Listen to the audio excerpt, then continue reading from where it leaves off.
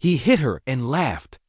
That sound, that awful echoing laughter, carried across the crowded mess hall like a sound no one wanted to hear. Soldiers paused mid-bite.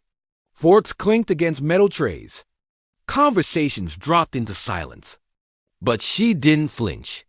She just stood there, tray in hand, staring back at the man who just struck her. Asterisk, what city are you watching from today? If this story resonated with you, hit subscribe for more real stories about extraordinary people. Her name was Abby Hill, or at least that's what everyone believed. She'd arrived at Camp Bradock just 2 weeks earlier, rumored to be a new assistant in logistics. Something about paperwork and supply chains. Nothing particularly noteworthy. Dressed neatly in uniform, hair tied back, shoulders relaxed. Friendly, quiet, a lieutenant maybe. No one asked too much, and she didn't say much. But today, everything changed. In one split second.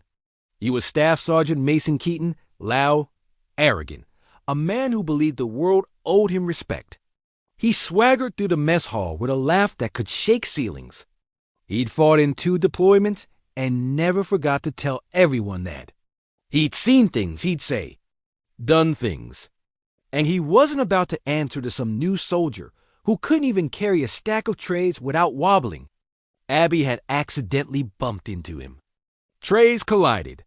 His soup spilled across his fatigues. And the next moment, his hand struck her cheek. Hard. She didn't fall. She didn't cry. She just stood there, unmoving, like time stopped around her. Then he laughed. "What are you even doing here, girl?"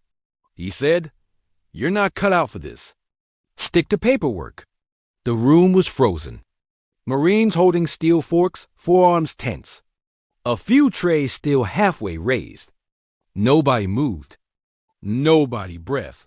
But then one by one, chairs began to shift. And before anyone knew what was happening, the sound of chairs scraping the concrete echoed like thunder. Every Marine in the mess hall stood up. And that was the beginning of the end for Staff Sergeant Keaton. Abby had arrived quietly.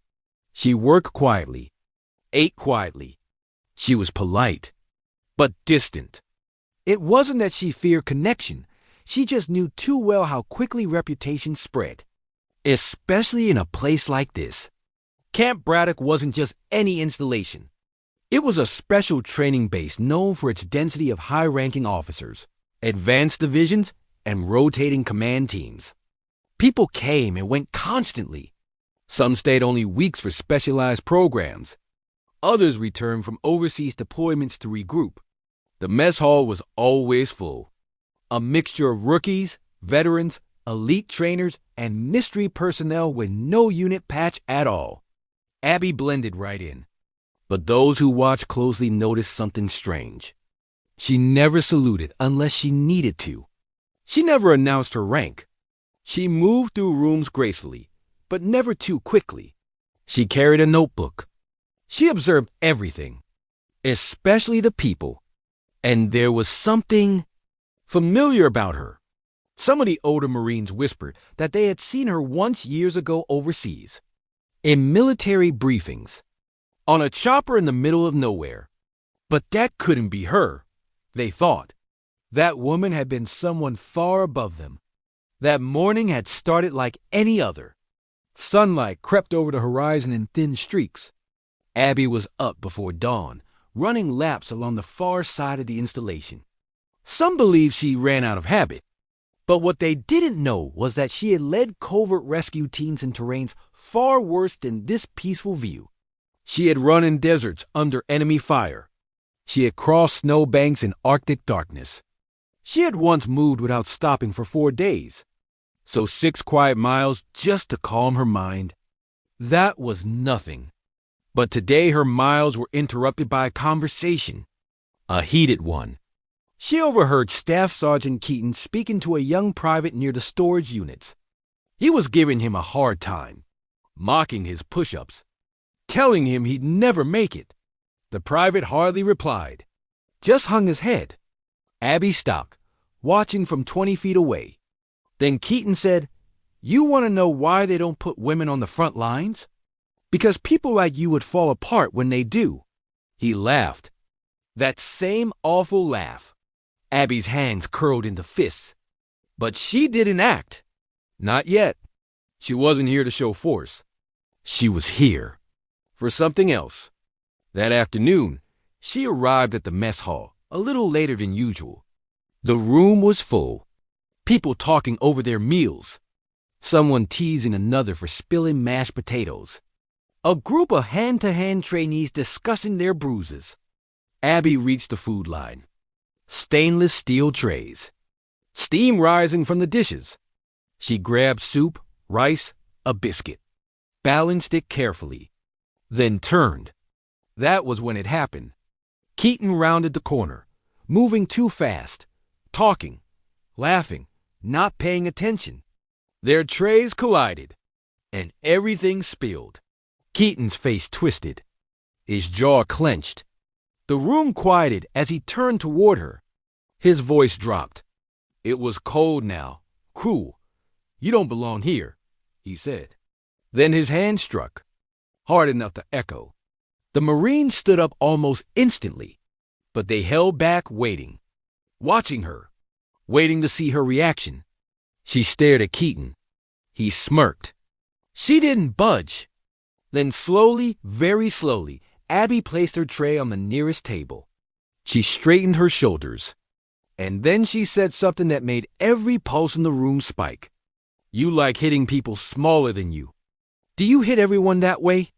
Keaton stepped forward. You're lucky I don't put you on the first flight out of here. Better watch your mouth. Abby didn't blink. Instead, she reached into her pocket. Slowly, she unfolded a small piece of paper, a clearance badge, and she placed it on the table. Nobody moved. Keaton squinted. Then his face turned white. That wasn't just any badge. It was a Major's ID, Major Abigail Hill. Keaton stumbled back. But then, something else happened. One by one, Marines began saluting. Not to Keaton, to her. She nodded once, then turned toward him. You're disrespectful, reckless, and you've become a liability. Good soldiers don't follow men like you. And today, you cross into misconduct. She stepped closer. I could have struck you back, but that's not my way. Keaton swallowed, hard. His tough facade was gone. It's your turn to face consequences, she said. Then she said something that froze every spine in the room. I'm not just Major Hill. She pulled something else from her pocket. A black and gold insignia. The symbol of Special Operations Command. Marine watchers knew that patch well. Embroidered in gold with a deep black background, it marked an elite designation few had ever earned. And fewer had survived. She hadn't come here to be a logistics assistant. She was the new acting commander of strategic operations, sent undercover to evaluate the morale and conduct of personnel. And Staff Sergeant Keaton had just failed. That night, Keaton was quietly escorted off base. Not because he'd spilled soup, but because he'd struck a superior officer without provocation. Worse, he'd disgraced the Marine Corps in front of every man and woman in that hall. The official report would say non-compliance, insubordination, physical misconduct. But those who witnessed it knew what it really was. His ego had met its limit, and it finally broke. After the incident, Abby kept her position. She didn't act arrogantly, didn't flaunt rank. She had work to do, and she got right to it. She met with units. She observed trails. She spoke to people quietly, checked their equipment, asked questions. She even tracked down that Private Keaton had mocked the night before. You've been doing well, she told him. Don't let anyone tell you otherwise. He nodded, grateful, confused, inspired. She later became a mentor to dozens of soldiers in training. But no one forgot that moment in the mess hall. A moment when every Marine stood, not because they were ordered to, but because they recognized truth. Respect isn't demanded. It's earned. Months later, When she quietly rotated out to her next undisclosed assignment, the hall was packed. Even those who've never met her came. She never made a speech.